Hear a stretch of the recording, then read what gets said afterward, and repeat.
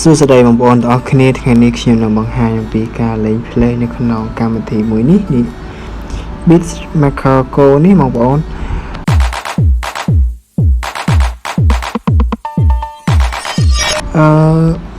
ជាដំបូងបងប្អូនចូលមកចូល App Store វាយពាក្យថា Beat Maker Go អូខេហើយបងប្អូន search វាមកនេះបងប្អូនអ្វីដែលខ្ញុំចង់ឲ្យបងប្អូនdownloadយកកម្មវិធីមួយនេះក៏ប៉ុន្តែដោយសារខ្ញុំបាន download វាហើយអញ្ចឹងខ្ញុំនឹងអនុវត្តទាំងអស់គ្នាបងប្អូនតោះចូលទៅកម្មវិធីហ្នឹងនេះខ្ញុំបានលេង play ខ្ញុំនឹងចាក់ឲ្យបងប្អូនមើលខ្ញុំបានលេងមុនមិញហ្នឹងចុចខាងលើនេះមកនេះខាងលើនេះ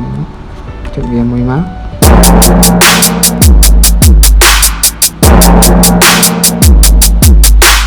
ហ្នឹងហើយបងប្អូនបន្ទាប់ពីបងប្អូនចុចអាហ្នឹងហើយបងប្អូនចុចអាទី2នេះចុចមកវាត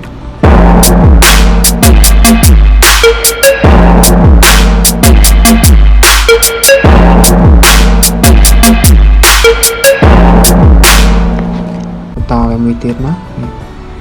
ចុចអាទី3មកវានឹងបូក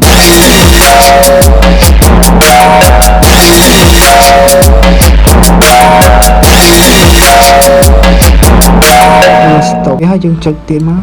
ចុចតង់ទី4នេះបើកវាទៅដល់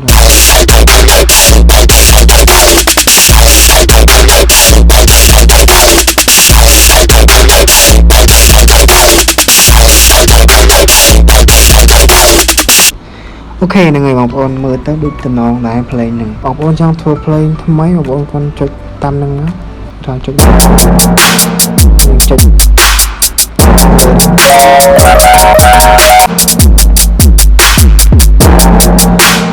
បងចុចបន្ថែមទៀតមកធ្វើម៉េចឲ្យ play នឹងវាស៊ីគ្នាបងប្អូនតាម ID បងប្អូន